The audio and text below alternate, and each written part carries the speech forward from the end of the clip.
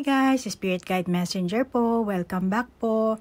Guys, gusto ko lang po i-share sa inyo or bigyan kayo ng clarity about sa serbisyo na ino-offer ko po, yung past life reading or Akashic reading na sinasabi, Actually, itong past life reading or Akashic reading po, hindi po ito isang psychic reading or tarot reading na ginagawa, At iba rin tong ginagawa ko sa aking YouTube channel, Ito tarot reading to, So, pag nag-avail po kayo ng Akashic reading, which is yung past life nyo, aalamin natin, So, ito po ay isang soul reading na ginagawa, which is yung pamamaraan ko po through meditation po. Ako po ang magme-meditate. Okay? So, soul reading po siya, para maunawaan nyo po yung inyong soul energy at para matulungan kayo na magabayan sa mga susunod yung moves o yung inyong mga next step para mapabuti po ang inyong life journey dito sa mundong lupa. Okay? At kumbaga po sa school, meron na kayong magiging kodigo. Okay? Pero hindi kayo mandudugas, mandadaya. Okay? Para mas mapaganda nyo ang inyong landas, kumbaga, mas tama ang inyong landas na tahakin, malinis na paraan, Malinis na, hindi porke titignan natin yung past life nyo, na siya, cunning, yung ganon, cheating, no, hindi. At hindi rin po ako nangkukulam. I'm sorry, At yung mga, let's say, soulmate nyo, naandun din po yan. Nakasulat din po yan sa inyong Akashic Records. Dala-dala yan ang soul nyo. Kasi ang soul nyo, ang memory. So, ngayon, doon natin malalaman sa past life reading, malalaman mo yung paulit-ulit na pattern ng buhay mo. Let's say, bakit palagi ka naghihiwalay sa asawa or bakit palagi kang iniiwan or palagi kang mag-isa or paulit-ulit na palagi kang naloloko, nawa 1, 2, 3 yung pera mo, may reason yan, So, sa past life reading natin malalaman yung mga negative patterns mo. So, para maka-overcome ka, kung kaya mo, kung okay lang naman sa'yo, mas makakabuti na tingnan natin yung past life mo. Silipin natin yung iyong Akashic record. At pwera pa dyan, itong Akashic record or past life reading na sinasabi, magkakaroon ka ng pangunawa sa layunin mo talaga sa buhay. Pwede mong mahil yung past trauma mo, malalaman mo rin kung paano pahusayin yung spiritual connection mo, pahusayin mo yung paggawa mo ng desisyon, at madadagdagan ang iyong sariling kamalayan. Marami ka pang malalaman, At ang Akashic record or ang ating past life, syempre marami yan, So hindi naman matatapos ng isa-isa lang, Pero ang suggestion ko, kung first time lang po kayong gusto nyo mag-avail, sa Akashic reading na yan, which is ang kailangan ko lang is yung picture nyo at saka yung date of birth. Syempre yung full name nyo kailangan ko rin. So, marami kasi tayong pattern dyan para mas malaman nyo kung sino talaga kayo, And after ng Akashic or past life reading, ang kailangan kasi po dyan, natin, kailangan balancing. Balance nyo yung inyong masculine at ang inyong feminine energy. So, ang gagawin nyo is blending, balancing, logic, and intuition. Plus, yung action, compassion po, dapat huwag mawawala yan, para mapabuti nyo ang inyong life journey. Okay guys, so ganun po yan ha. So kung gusto nyo po mag-avail, kontakin nyo lang po ako. Okay Taurus, ikaw ngayon ang bibigyan ko ng reading.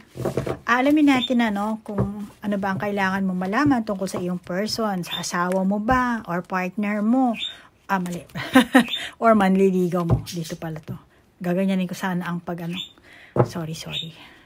Nakikita na pala yung kanyang explanation dito sa harap mo. Kasi ito na yung explanation ng baraha, tapos ito na yung pinaka front. Kaya minsan ganito ang ginagawa kong balasa kasi nayuyupi na siya . So alamin natin ang energy mo, Taurus, at yung tampok talaga sa iyong buhay pag-ibig, yung katangian na hinahanap mo, kung meron ba. alamin natin. Pati syempre, energy rin ng person mo, alamin din natin yan, ano, Taurus.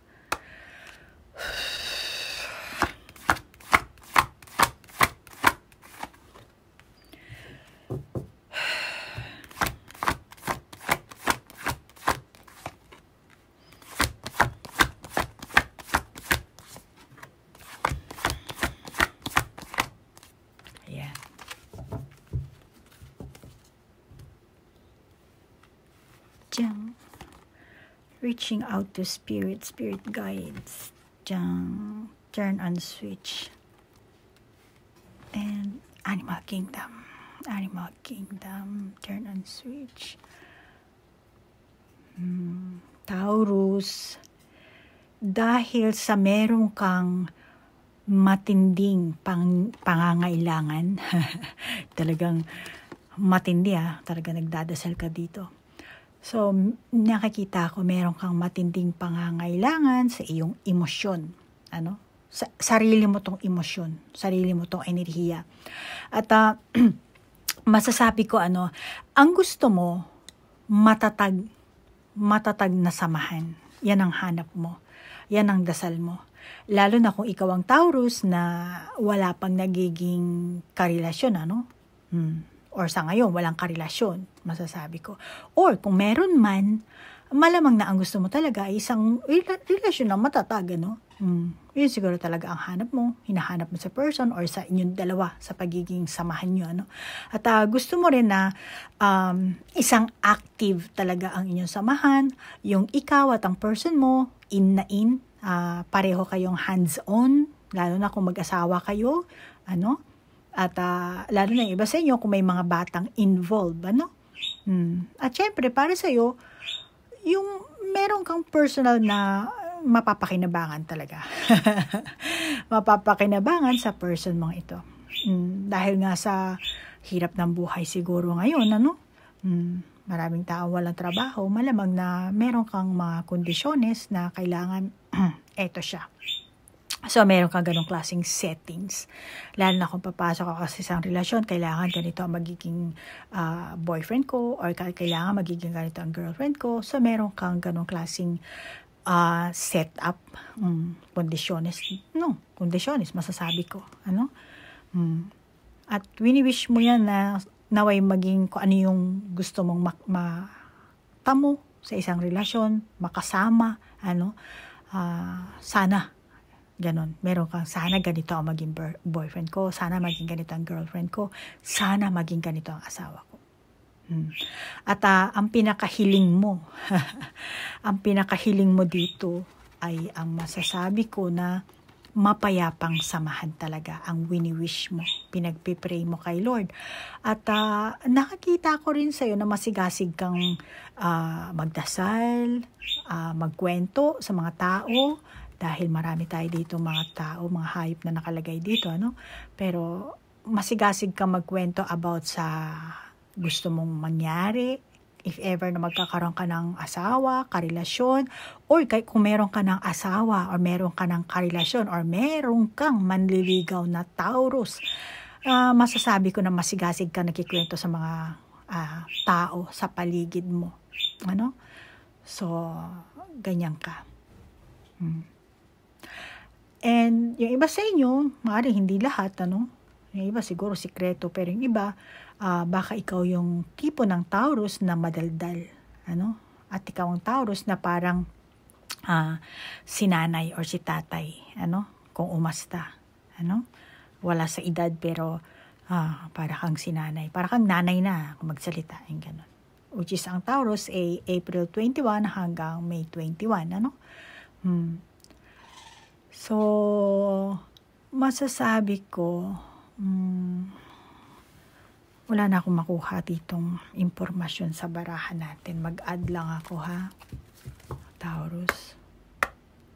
Pero alam mo, Taurus, nakikita ko naman sa'yo na may posibilidad ka talaga na panatili mo. Kung halimbawa, sinasabi mo, matatag kami ngayon ng karelasyon ko ng boyfriend ko, or kahit LDR kami, matatag kami. Yes, mapapanatili mo yung katatagan na yan sa inyong, kung anumang relasyon ang meron kayo. Meron kang kakayahan na ganon na pwede mong mapanatili. Pero kung ngayon ka palang papasok sa relasyon, ano, o yung iba magkarelasyon na kayo, ang dapat mong pag-ingatan, masasabi ko, ay yung magsalita ka ng against sa person mo. Ano? Halimbawa, kikwento mo siya sa friend mo, ano? Lalo na kung wala naman kayong issue. Basta yung mag-share, meron ganun tao eh. Malamang ikaw yun eh. Taurus. Yung ikikwento mo na sa person, itong boyfriend ko, itong girlfriend ko, ganyan, dyan. Kasi, hindi, okay lang kung positive, ano? Pinupuri mo yung person. Pero pag negative, hindi maganda. Ano? And especially, ang tao, pag nagkikwento, kapag merong pinagdadaanan, talaga nagkikwento, gusto ilabas yung sama ng loob, which is okay naman yun, ano? Kasi, pero kung ang pagkikwento mo is yung normal lang ba, parang alatismosa ka, yung sarili mo, yung sarili mong buhay, chinichismis mo. Pag ganun, para sa person mo, magiging issue yan. Okay? So, hindi maganda yan, ano? Kasi kung matatag naman talaga ang samahan nyo, hindi mo kailangang kahit na konting ano lang, ano, para lang magkaroon kayo ng topic ng mga friend mo, ano, hindi maganda yan. Yan ang sinasabi sa Barahan. Mag-ingat ka sa mga negative words na sasabihin mo. Dahil yan ang malamang na reason na hindi maggumuho ang inyong magandang samahan. Ano? Kasi maraming tao pagpipiestahan kayo or baka later pagsisihan mo talaga yan, ano?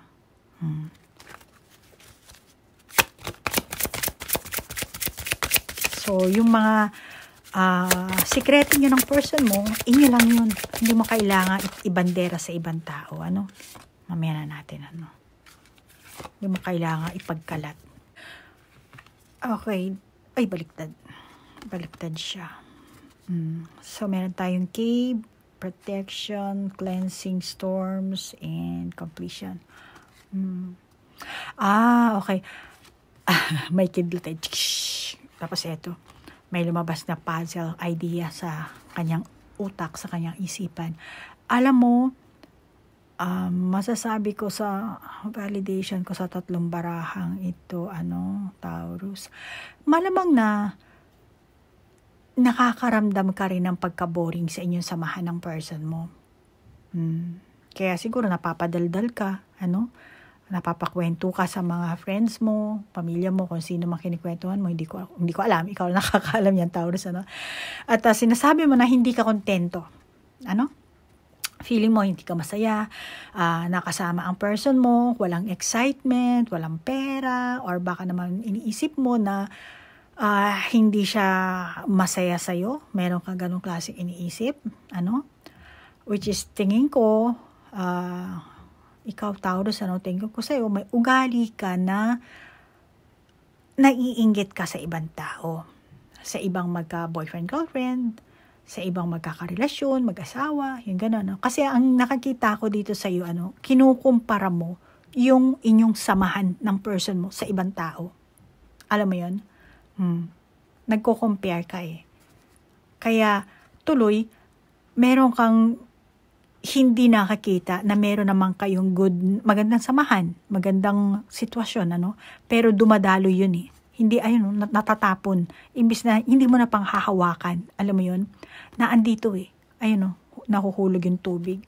So, bakit? Kasi kinukumpara mo eh. Ang akala mo yung ibang halaman, kulay green, ganyan, maganda, malago, maraming tumutubo. Yun ang akala mo. Pero hindi mo alam yung issue ng ibang ng mag-asawa, ng ibang magkarelasyon, di ba? Kasi sila malamang hindi nila kinikwento sa iyo, hindi nila pinagsasabi yung kanilang pinagdadaanan, yung kanilang issue.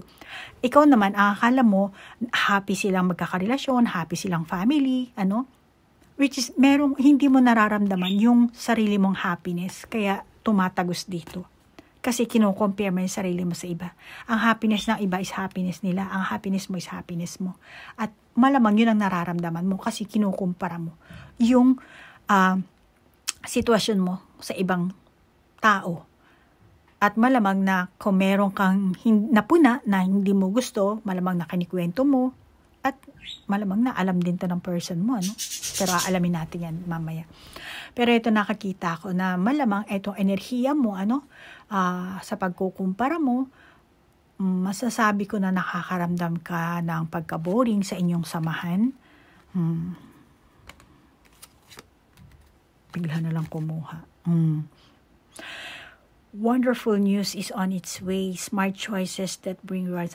See, meron ka talagang swerte dito sa person mo. Ang kaso, hindi mo na panghahawakan din eh. Hindi mo na panghahawakan. Kaya, ikaw mismo ang gumagawa ng balakid mo. Kung ikaw ang single na Taurus, malamang na mas gugustuhin mo pa ang walang label na samahan kaysa sa may karelasyon. Kasi baka yung iba sa inyo, ay, hindi, okay na ako wala, hindi niya na ako tawaging girlfriend o hindi niya na ako tawaging boyfriend. Okay na sa akin yun. Kahit wala kaming label. Total, hindi rin naman ako masaya sa kanya. Parang pastime lang, yung ganon. Yung iba sa inyo, no? So, okay lang sa'yo na walang label ang samahan nyo kaysa sa may karelasyon ka nga, boring naman. Tapos, yung iba sa inyo, baka, pag naging naging girlfriend ko yan or naging boyfriend ka, talagang naging kami na, bibigyan ako ng limitasyon yan. Ganyan ang ugali niya. Which is, mukhang gano'n talaga ang gusto mo rin mangyari, So, malamang na ganun, ikaw yung ganung klaseng Taurus, Pero alam mo, kasi meron tayong storm dito, biglang pagkidlat.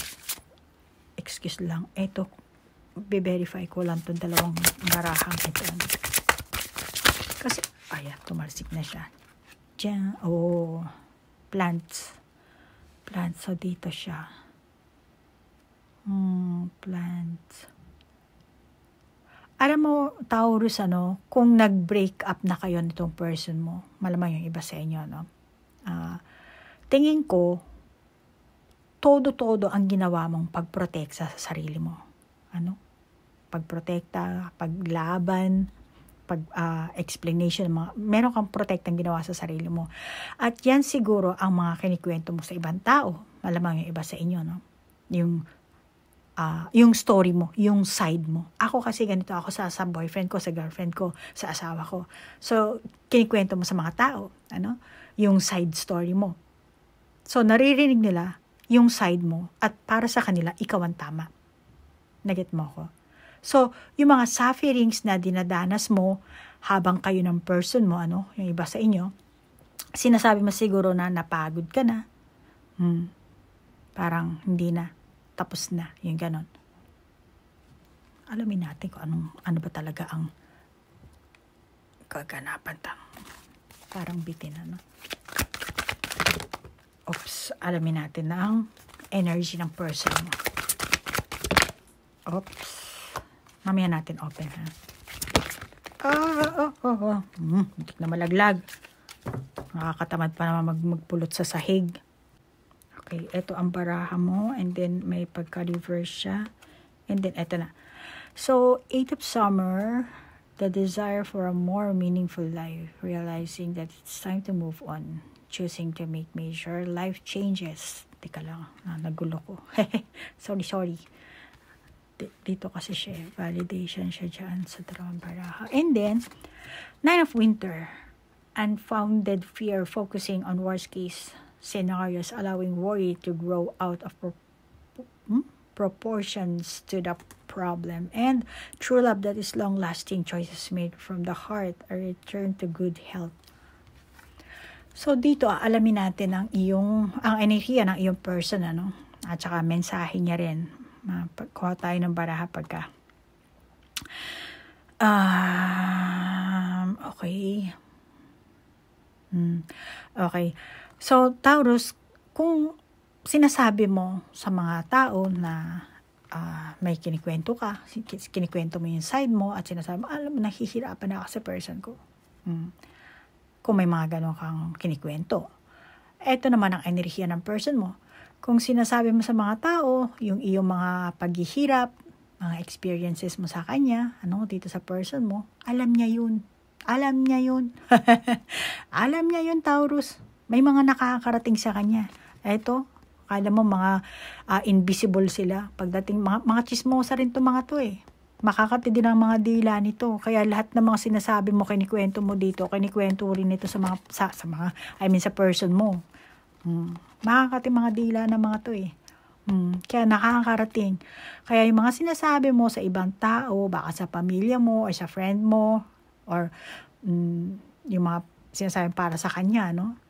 Lalo na kung ikaw ang Taurus na nakaranas talaga, nag-break up kayo, wala na, naghiwalay na talaga kayo, no? Pero para sa person mo, ikaw ang takot sa pagbabago. Maring tumalikod ka na, pero binabalikan, tinatanaw-tanaw mo pa rin siya rito eh. Tinatanaw mo pa rin siya dito. Totoo ba na wala ka ng pagmamahal dito sa person na to? Kasi para sa person mo, ikaw ang takot sa pagbabago. Marami kang sinasabi kung kani-kanino, pero hindi mo naman siya hinaharap. Kasi para sa kanya, yung mga akusa mo sa kanya, yung mga kinikilos mo, mga sinasabi mo para sa kanya, wala namang katiyakan yun eh. Yan ang sinasabi ng person mo. Walang katiyakan. Walang kwenta. Ano ka ba naman, Taurus? Yan ang gusto parating sa inyo ng person mo. Alam mo, pareho rin kayo ng nararamdaman ng person mo, Taurus. Kung tingin mo na boring, itong person ko boring, samahan namin boring. Hindi na masaya yung aming samahan.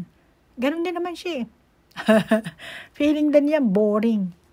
Ganon din. Walang pinagkaiba sa'yo. Kaya Taurus, kung ano man ang sama ng loob mo, na meron ka sa person mo, asawa man to, hindi para sa kanya, ang dahilan ng kung bakit kanya tinalikuran or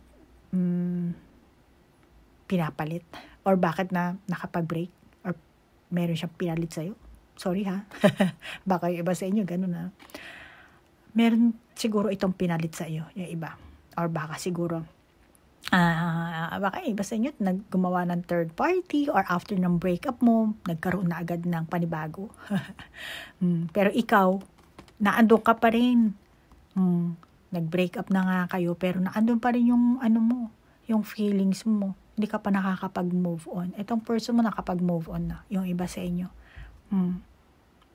Dahil sa ugali mo, malamang na tinalikuran ka nito. So, yun ay dahil na rin sa pag-uugali mo, kaya yung mga negative sides mo, hindi niya siguro na-take na, kaya naghanap, iniwan ka, nakapag-break up, humanap ng iba. Kaya, ayun.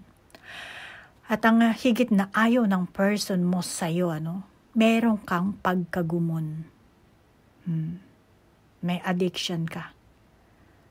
Kaya, matamlay kang kasama or nananamlay siya kapag kasama ka. Yan ang nararamdaman niya. Yung iba sa inyo, nagtitimpilan yung person mo. Let's say, hindi pa kayo break nitong person na to, no? Nag-aano lang siya. Nagtitimpi.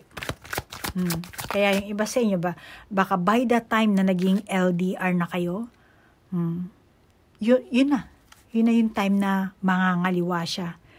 Gagawa siya ng third party. Yan ang nakakita ko. Baka itong pumasok na third party, dito talaga mahulog ang kanyang kalooban dito, Mas magustuhan niya, Kasi itong person mo, hindi niya diretsong masabi sa'yo na, ay Taurus, kasi ayoko na sa'yo dahil ganito ang ugali mo. Kasi ayaw ka niya rin masaktan. Kaya, malamang na yung iba sa inyo, ganito ang ginawa ng person mo. In a way na ang para sa kanya, ang side niya, naawa siya sa'yo na diretsohin ka. Yung ganon. Diretsohin na hiwalayan ka. Yung ganon. Meron pa rin siyang awa na nararamdaman or ayaw niya rin siguro ng malaking gulo. Or mahirap ka siguro makausap din, Taurus. Kaya malamang na naghahanap lang siya ng chance para makahinga siya. Magkaroon siya ng laya. Kasi feeling niya, nasasakal siya sa'yo. Yun na nararamdaman niya.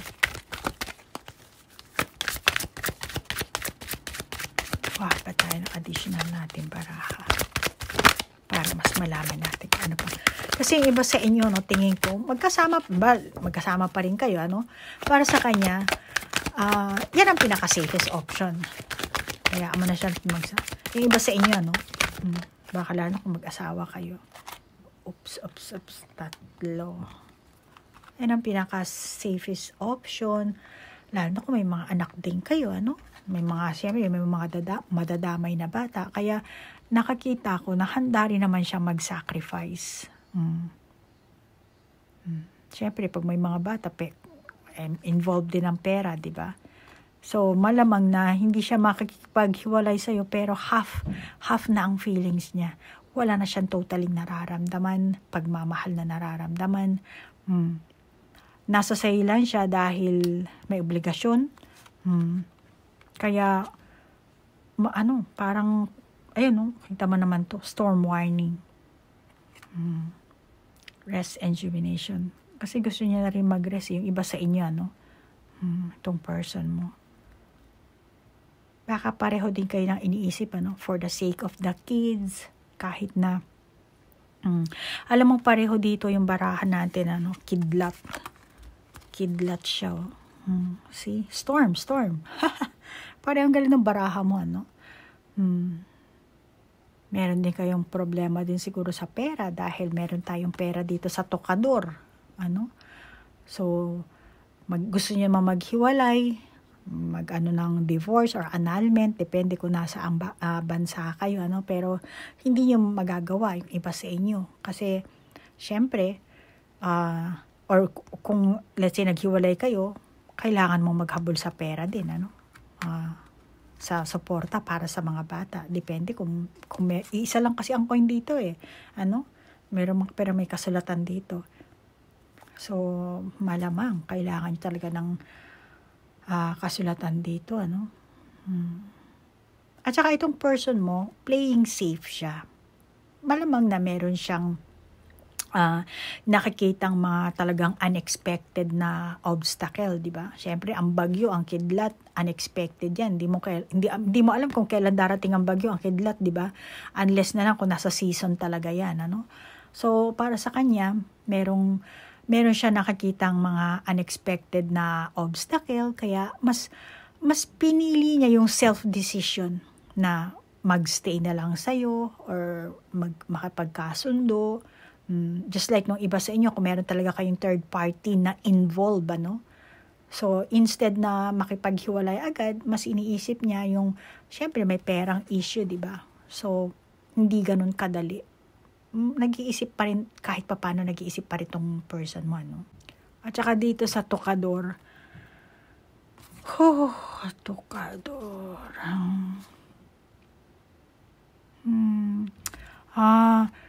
Kalahati lang kasi So, malamang yung iba sa inyo dito, Taurus.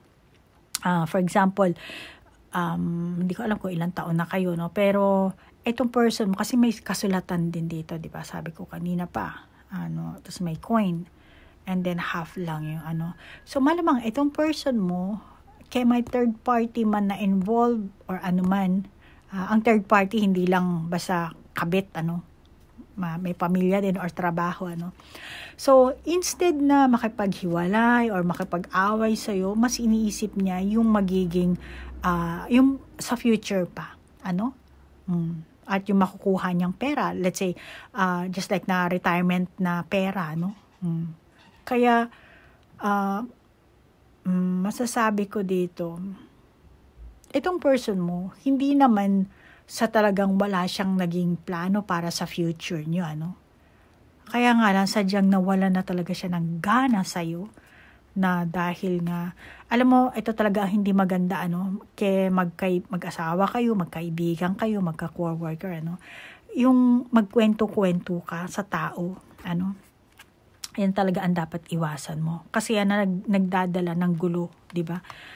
Kasi pagka nagsalita ka na, okay lang sana kung positive ang sinasabi mo, pero kung negative, masasaktan pag narinig din yan. Kaya ayan, lightning, nasugatan itong taong to, nasaktan siya dahil yung mga meron kang sinasabi siguro sa family mo, friend mo siguro, sa mga friend nyo, sa mga barkada nyo, na dumating sa kanya, na anuhan niya yun. Pero hindi siya yung tipong, kalma lang siya. Tingnan mo, pareho dito, kalma rin. No, para siya nagme-meditation lang. Kalma lang siya. Hindi niya pinapakita. Hindi siya hindi siya showy sa kanyang emosyon. Pero naandun sa loob ng isipan niya ang kanyang sama ng loob. Ano? Kaya siguro yung iba sa inyo nagulat ka na lang. Nagulat ka, bigla na lang siya nagagalit or naggaya ng hiwalay or naggaya ng kung anong inaano niya, biglaang nag-voice out na hindi unexpected din para sa iyo, ano? Malamang ikaw yung merong ganong klaseng unexpected. Yun ngayon ang naging hadlang sa inyong samahan. Dahil hindi mo inaasahan na meron siyang gagawing hindi maganda or meron siyang sasabihin sa'yo, which is yan ang mensahe sa'yo ng person mo ngayon. Maaaring yung iba sa inyo, hiniwalayan na kayo. Yung iba naman, may mga mahirap na hiwalayan dahil sa inyong sitwasyon, mga kaganapan sa inyong buhay, ano? Okay? So, Taurus, hanggang dito na lang ating reading at ikaw nang bahalang mag-adjust sa gender at sa edad, ano? At maraming salamat po sa oras na inilaan nyo, sa like, share, comment, at sa bago ko pong subscriber. Thank you. Sa cross-watcher po, thank you po. Namaste po. Bye-bye.